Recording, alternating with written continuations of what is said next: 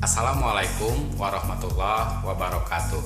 Salam sejahtera, sehat selalu buat kita semuanya. Saya Ujang Rahmat. Pada kesempatan kali ini, izinkan kami untuk menyampaikan materi uraian tugas jabatan fungsional Pamong Belajar berdasarkan Permenpan dan RB nomor 15 tahun 2010 tentang jabatan fungsional Pamong Belajar dan angka kreditnya.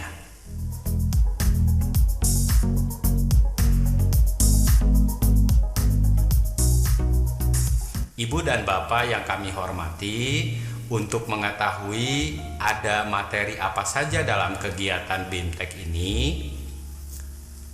pada kegiatan BIMTEK fungsional Pamong Belajar SKB ini terdapat 7 materi. Dan materi yang akan kami sampaikan ini adalah materi kedua, yakni uraian jabatan fungsional.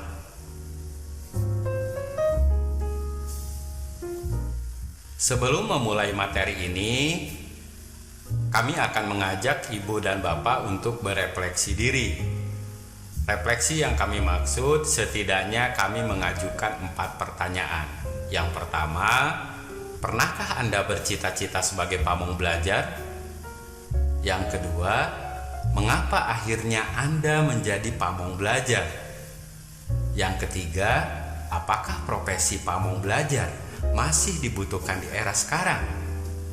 Dan yang terakhir, apa yang seharusnya Anda lakukan sebagai pamong belajar? Setidaknya 4 pertanyaan tersebut kita jawab dalam diri kita dan mudah-mudahan terjawab dalam kegiatan BIMTEK ini. BIMTEK kali ini, Ibu dan Bapak, mungkin bukan materi baru. Setidaknya ini bisa menjadi refleksi dan refresh pemahaman kita tentang tugas pokok pamong belajar.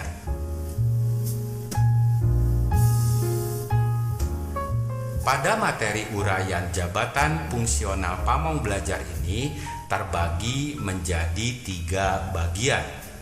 Yang pertama, kita akan membahas pamong belajar. Seperti apa bahasannya? Di sini kami membagi menjadi 3 bagian.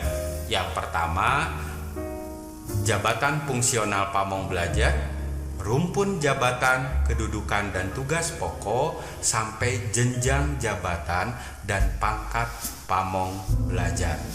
Bahkan, mari kita lihat untuk jenjang jabatan dan pangkat ini, kita akan lihat seperti apa rincian kegiatannya. Bahasan yang kedua adalah instansi pembina. Pada bahasan ini, kita akan melihat uraian tugas dari instansi pembina.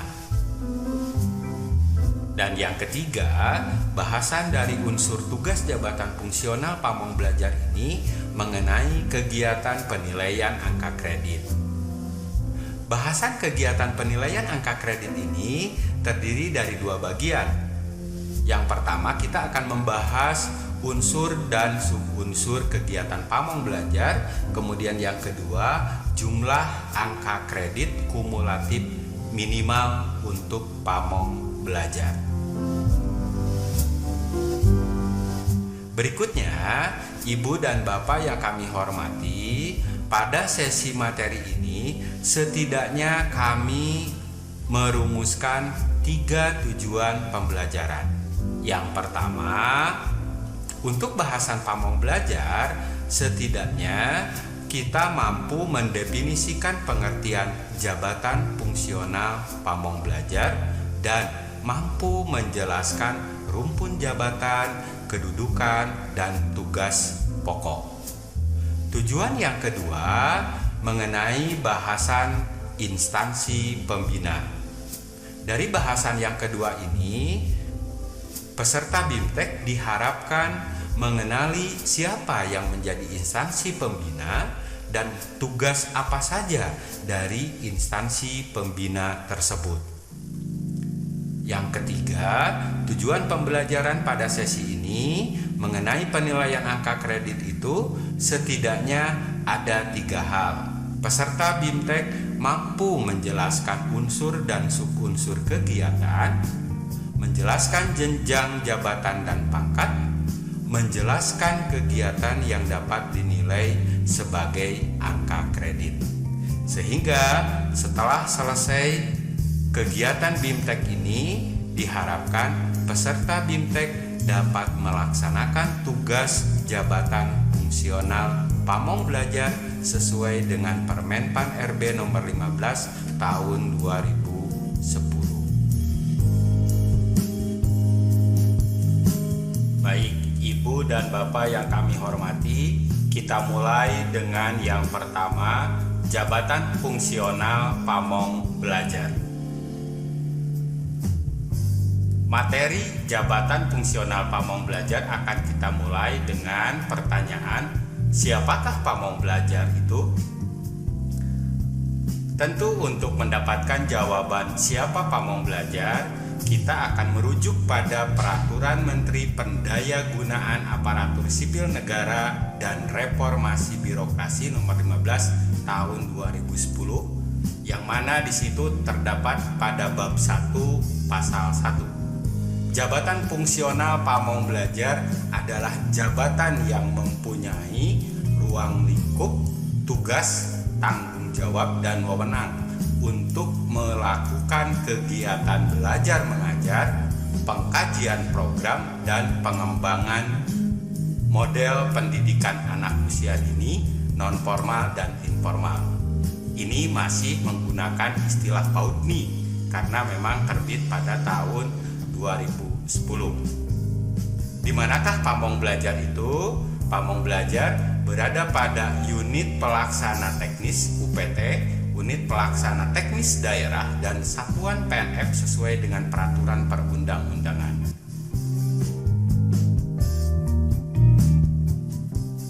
Berikutnya kita akan membahas rumpun jabatan, kedudukan, dan tugas pokok. Rumpun jabatan. Jabatan fungsional pamong belajar merupakan jabatan dalam rumpun pendidikan lainnya dan hanya diduduki oleh PNS. Jabatan tersebut merupakan jabatan karir. Kedudukannya, pamong belajar berkedudukan sebagai pelaksana teknis fungsional di bidang belajar mengajar, pengkajian program, dan pengembangan model PNFI. Berikutnya, tugas pokok. Apa saja tugas pokok pamong belajar itu? Tugas pokok pamong belajar terdiri dari 3. Yang pertama, melaksanakan kegiatan belajar mengajar, melakukan pengkajian program, dan yang ketiga, melaksanakan pengembangan model. Beban kerja pamong belajar. Ibu dan Bapak bisa dilihat dalam tayangan ini, beban kerja pamong belajar paling sedikit 24 jam dalam 1 minggu. Pertanyaannya, dari mana sajakah memperolehnya? Ini yang akan kita bahas nanti pada sesi diskusi. Untuk mencapai 24 jam 1 minggu itu, kegiatan apa saja sih yang harus dilakukan? Di mana saja sih harus melakukannya? Dengan siapa saja melakukannya? Ini mudah-mudahan menjadi bahan diskusi kita. Berikutnya, Ibu dan Bapak yang kami hormati, materi yang kedua ini tentang instansi pembina pamong belajar. Siapa sih yang menjadi instansi pembinanya? Mari kita lihat. Instansi pembina jabatan fungsional pamong belajar ini adalah Kementerian Pendidikan Nasional. Dalam hal ini, Kementerian Pendidikan Nasional yang dimaksud adalah Direktorat Jenderal Guru dan Tenaga Kependidikan. Lalu, Apa saja yang menjadi tugas instansi pembina itu? Ibu dan Bapak bisa melihat tayangan yang kami tampilkan di sini.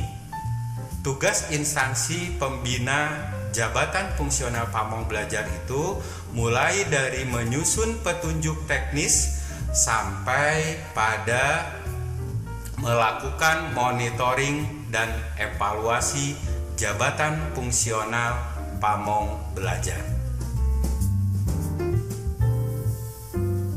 Berikutnya, materi ketiga dari unsur dan jabatan Pamong Belajar ini adalah penilaian angka kredit. Memulai materi penilaian angka kredit ini, kita akan mengetahui unsur kegiatan dari Jabatan Fungsional Pamong Belajar.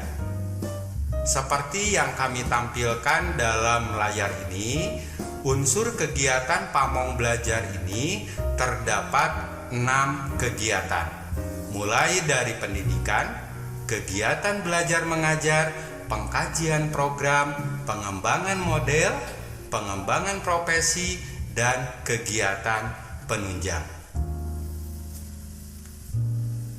Bisa kita lihat, kegiatan yang pertama adalah pendidikan.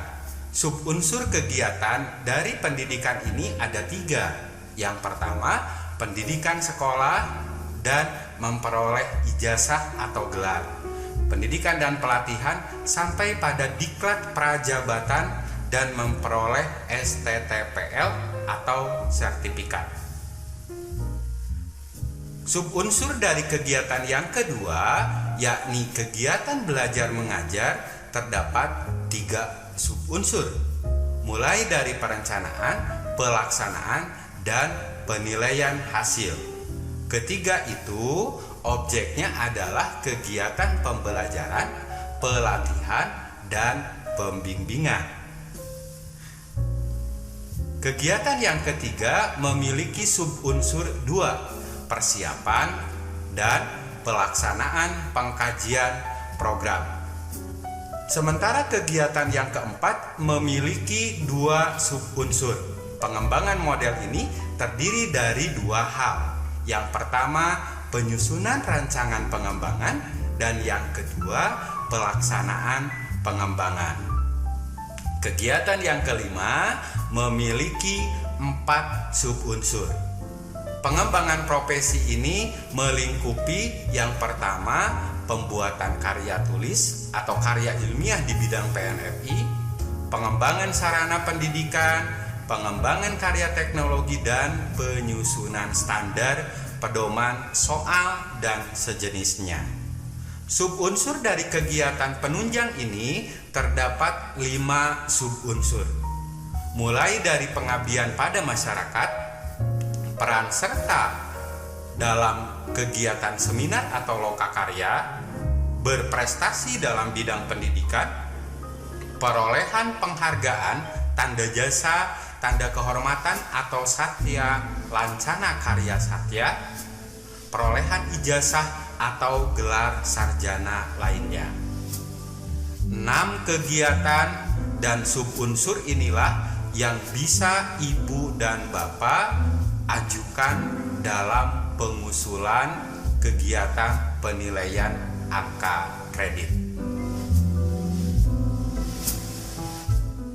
Menyoal kenaikan pangkat dan golongan serta jabatan fungsional Pamong Belajar, Ibu dan Bapak hendaknya mengetahui tingkat jabatan, pangkat, dan golongan.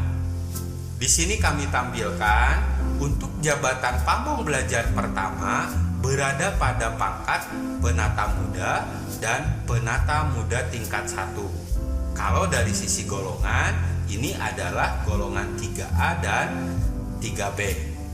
Untuk Pamong Belajar Muda, Ibu dan Bapak bisa melihat pada tayangan kami yang mana Pamong Belajar Muda ini diduduki oleh pangkat penata dan penata tingkat 1 serta golongan 3C dan 3D. Sementara itu, jabatan yang terakhir Pamong Belajar Madya pembina tingkat 1, pembina utama muda. Ini Pamong Belajar Madya ini berada pada golongan 4A, 4B, dan 4C. Pangkat dan jabatan tidak selalu beriringan seperti di atas. Hal ini disebabkan oleh pengangkatan pertama kali sebagai pamong belajar dan jumlah angka kredit yang berbeda di masing-masing jenjang jabatan. Persyaratan kenaikan jenjang jabatan pamong belajar harus lulus uji kompetensi. Kami pikir ini akan menjadi bahan diskusi karena nanti akan memunculkan beberapa kondisi. Bisa jadi seseorang ketika golongannya sudah 4A, 4B tetapi jabatannya jabatan pertama. Mungkinkah itu? Perlu Bapak Ibu ketahui bahwa setiap kenaikan jenjang jabatan baik dari pertama ke muda maupun dari muda ke madya haruslah lulus uji kompetensi. Uji kompetensi ini diatur oleh instansi pembina. Kegiatan dan unsur yang dinilai dalam penilaian angka kredit. Sebagaimana telah dijelaskan sebelumnya, bahwa kegiatan pamong belajar terdiri dari 6 kegiatan. Dari 6 kegiatan tersebut terbagi menjadi 2 bagian besar. Yang pertama ada unsur utama dan yang kedua ada unsur penunjang. Bisa Ibu Bapak lihat pada tayangan yang kami tampilkan, unsur utama yang dimaksud adalah nomor 1 sampai nomor 5. Unsur utama tersebut pendidikan, KBM, pengkajian, pengembangan model, dan pengembangan profesi. Di situ kami tandai bahwa kegiatan atau unsur utama ini minimal 80%. Jadi, manakala Ibu dan Bapak mengusulkan angka kredit, perlu diperhatikan bahwa unsur utama ini minimal 80%. Sementara itu, kegiatan yang termasuk pada unsur penunjang maksimal 20%. Berikutnya, pamong belajar yang menjalankan tugas di daerah khusus, ini yang kita kenal dengan daerah 3T, tertinggal, terdepan, dan terluar. Yang mana indikator 3T ini ditentukan oleh pemerintah pusat. Bagi mereka yang bekerja di daerah 3T ini, angka kreditnya diberikan tambahan. Berapa tambahannya? Bisa kita lihat. Untuk pamong belajar pertama diberikan tambahan 1,25 setiap tahun. Untuk pamong belajar muda diberikan angka kredit 2,5 setiap tahun. Adapun untuk pamong belajar madya diberikan angka kredit 3,75 setiap tahunnya. Secara umum, Ibu dan Bapak untuk mudah mengenali berapa sih jumlah kegiatan untuk pamong belajar setiap jenjang jabatannya, bisa kita lihat. Untuk jenjang jabatan pamong belajar pertama terdapat 24 butir kegiatan. Untuk pamong belajar muda terdapat 24 butir kegiatan, sedangkan untuk pamong belajar madya 29 butir kegiatan.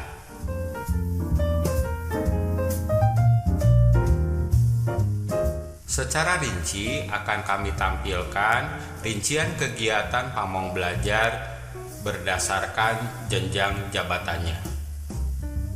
Berikut ini rincian kegiatan pamong belajar pertama, muda, dan madya.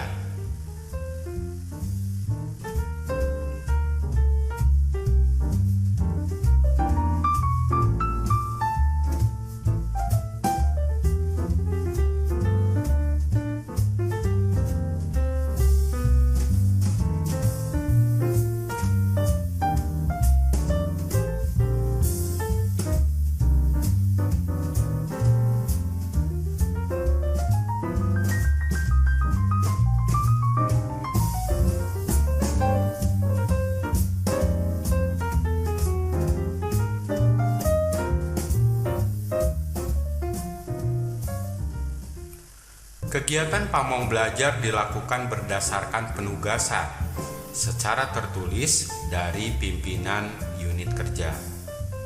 Ini bisa kita pahami manakala ibu dan bapak mengusulkan angka kredit, pastikan bahwa setiap bukti fisik yang diusulkan disertai dengan surat tugas dari pimpinan. Berikutnya, Pamong Belajar dapat melakukan kegiatan yang berada satu tingkat di atas jenjang jabatannya dan memperoleh angka kredit sebesar 80% dari angka kredit pada setiap butir kegiatan yang dilakukan. Bagaimana ini bisa terjadi?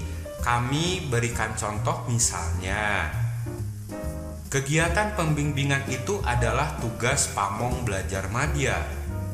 Namun di tempat ibu dan bapak bekerja tidak terdapat nih Pamong Belajar Madya, maka dilakukan oleh Pamong Belajar Muda. Nah, Pamong Belajar Muda tersebut manakala mengusulkan kegiatan pembimbingan untuk dijadikan angka kredit, maka yang bersangkutan diberi angka 80% dari butir angka kredit pembimbingan tersebut. Berikutnya, Pamong Belajar dapat melakukan kegiatan yang berada satu tingkat di bawah jenjang jabatannya. Jadi kalau yang tadi ibu dan bapak itu melakukan kegiatan ke tingkat jabatannya, sementara yang ini adalah satu tingkat di bawah jabatannya, dan yang bersangkutan memperoleh angka kredit sebesar 100%. Ibu dan bapak yang kami hormati, untuk mengetahui apakah kegiatan ini merupakan kewenangan kita atau bukan, sebenarnya ibu dan bapak bisa buka kembali Permendikbud nomor 39 tentang petunjuk teknis. Di situ akan ditampilkan secara visual rincian atau kewenangan ini seperti yang kami tampilkan ini. Perhatikan tanda plus dan tanda minus. Misalnya, bagaimana kalau Pamong Belajar pertama menjadi ketua dalam kegiatan identifikasi? Maka yang bersangkutan memperoleh angka kredit 80%.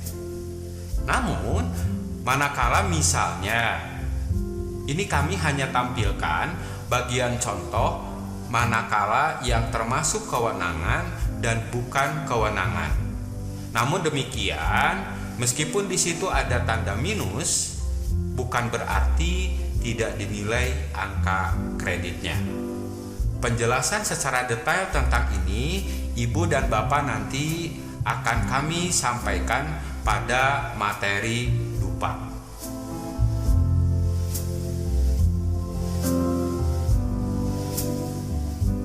Berikutnya, kewenangan penilaian angka kredit Pamong Belajar.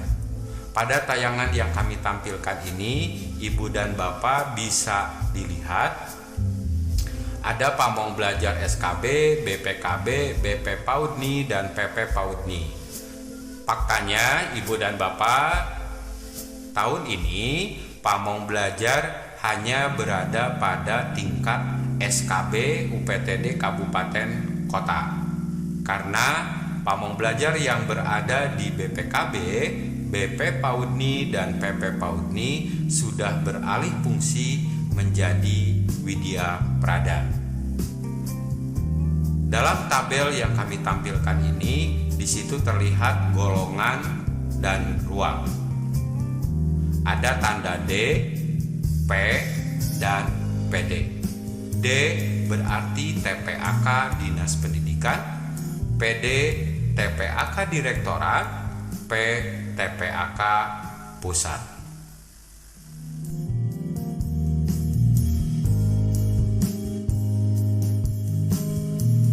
Demikianlah materi tentang uraian jabatan fungsional Pamong Belajar. Referensi materi ini yakni Permenpan RB nomor 15 tahun 2010 tentang jabatan fungsional pamong belajar dan angka kreditnya. Mudah-mudahan Ibu dan Bapak tetap sehat, semangat, dan bahagia. Dan yang pasti, setelah Ibu dan Bapak menyaksikan video ini, mengikuti materi-materi berikutnya, dan tentunya setelah selesai mengikuti kegiatan bimbingan teknis pamong belajar ini, Ibu dan Bapak semakin mudah untuk melaksanakan tugas sebagai pamong belajar. Jangan khawatir apabila masih terdapat hal-hal yang kurang dipahami dalam materi ini. Ibu dan Bapak bisa berdiskusi dalam forum yang telah kami sediakan. Terakhir, bekerja bagi pamong belajar bukan hanya sekedar menggugurkan tugas, tetapi lebih dari itu, bekerja bagi pamong belajar memberikan inspirasi bagi masyarakat untuk menjadi insan pembelajar. Saya Ujang Rahmat, terima kasih. Assalamualaikum warahmatullahi wabarakatuh.